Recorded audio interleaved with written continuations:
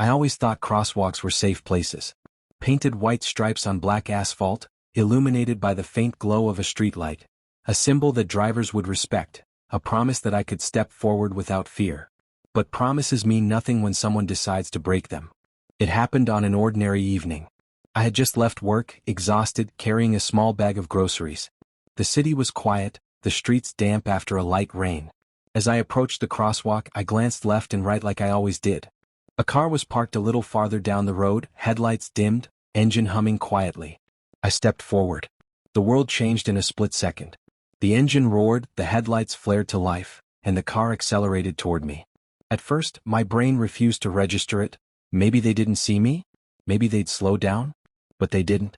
The vehicle surged forward with terrifying intent, closing the distance. The impact was a thunderclap of metal and flesh. Pain exploded through my body as I was thrown onto the hood, then onto the cold, wet pavement. My groceries scattered, apples rolling into the gutter, a loaf of bread soaking in dirty water. And then came silence, except for the hiss of the engine and the ringing in my ears. I tried to move, but fire burned in my ribs. My leg was twisted unnaturally, and warm blood trickled down the side of my face. Through blurred vision I saw the driver. For a brief second the window rolled down. A pair of cold eyes looked at me, not with shock, not with guilt, but with something darker. Satisfaction. Then the car sped off into the night, leaving me broken in the middle of the crosswalk. Darkness swallowed me. I woke up days later in a sterile white room, the sharp smell of antiseptic filling my lungs. Machines beeped steadily beside me. My body was covered in bandages, my legs suspended by wires and plaster. Every breath stabbed my chest. A nurse noticed my eyes opening and rushed to call the doctor. "You're lucky to be alive," the doctor said, though his tone was grave. "Your leg is fractured in multiple places, 3 broken ribs, a concussion. You'll need months of recovery." Lucky. That word echoed in my mind. I didn't feel lucky.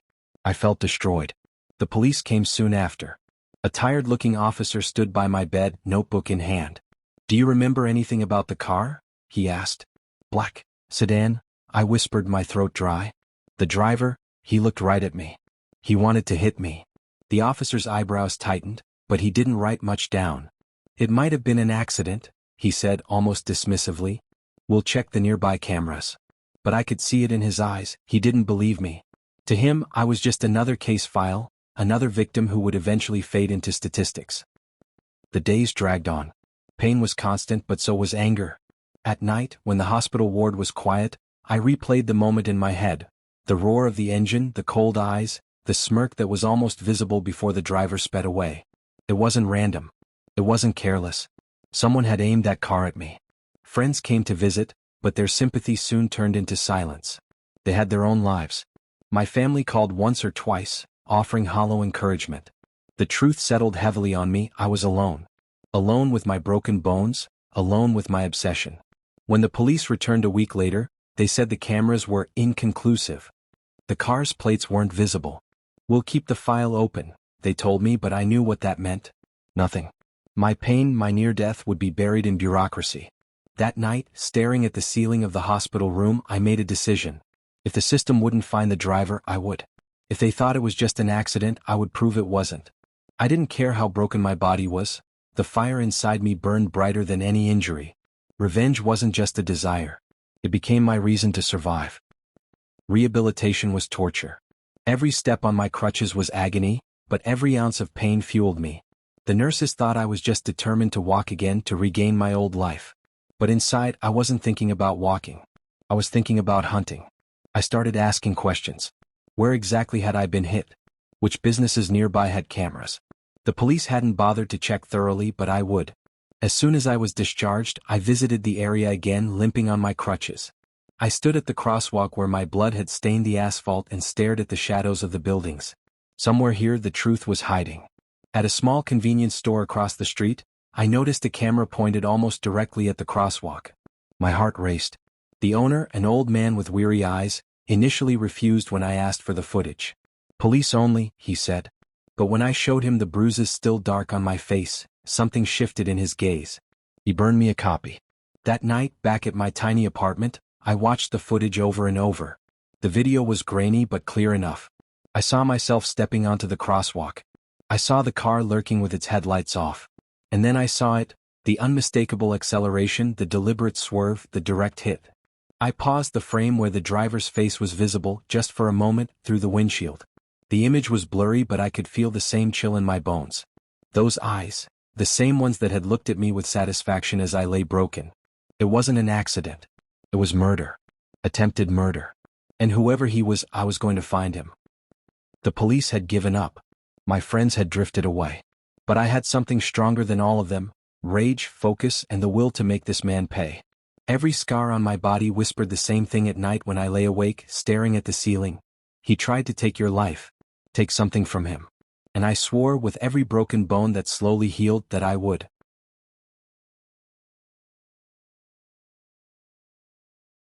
Recovery was slow, but my anger healed faster than my bones. Every painful step reminded me of what was taken from me. I didn't just want answers anymore, I wanted justice. The blurry face from the footage haunted me. I printed the frame, carried it everywhere, showing it around. Most people shrugged, but one gas station clerk said he recognized the car. "That's a black BMW," he muttered. "Guy comes here sometimes, fills up late at night." That was my first lead. I started spending evenings watching the gas station from across the street, sitting in my car with a thermos of coffee. For 3 nights, nothing. On the 4th he appeared. Same car, same arrogant posture as he leaned against the pump, scrolling his phone like he owned the world. My chest tightened. It was him. I would never forget those eyes. I followed him that night, keeping a safe distance.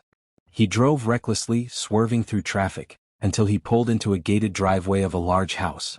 Well, that explained everything. Money gave him confidence, made him think he was untouchable. For weeks I learned his routine. He worked at a finance firm downtown, drank at the same bar every Friday, came home late most nights. I kept notes: times, places, habits. My anger turned into patience. Revenge wasn't about rushing in. It was about waiting for the perfect moment. But watching him live freely while I limped on crutches filled me with rage. He laughed with friends, flirted with women, lived like nothing had happened. Meanwhile, I was scarred, broken, and left behind. I wanted him to feel trapped, powerless, the way I had felt lying on that cold street. So I started planning. It began small. Anonymous notes left on his windshield: "I saw what you did." Scratches on his car door. A shadow in his rearview mirror. I wanted fear to grow inside him day by day. And it worked. I saw him looking over his shoulder more often, snapping at waiters, leaving bars early. His arrogance began to crack. But I wasn't done. One night, I slipped into his gated driveway. My hands shook as I placed a small USB tracker under his bumper. Now I could follow everywhere he went without risk. The hunt was no longer about finding him. It was about deciding how to break him, slowly, painfully, the way he had broken me. And soon I knew he would realize the truth. The prey had become the hunted. I had watched him long enough. I knew his schedule better than he did. Every move, every weakness, every routine was written in my notebook. Now it was time. It started with silence. For 2 nights straight, I parked outside his house with my headlights off. Just waiting. I wanted him to feel watched. On the 3rd night, I left a printed photo of him at the gas station, the same night I first saw him, taped to his front door. No words. Just his face. The next morning he stormed out, furious, looking around like a hunted animal. His arrogance was gone. He was nervous, twitchy, broken. But that wasn't enough. One Friday night, after he stumbled out of his usual bar, drunk and alone, I followed.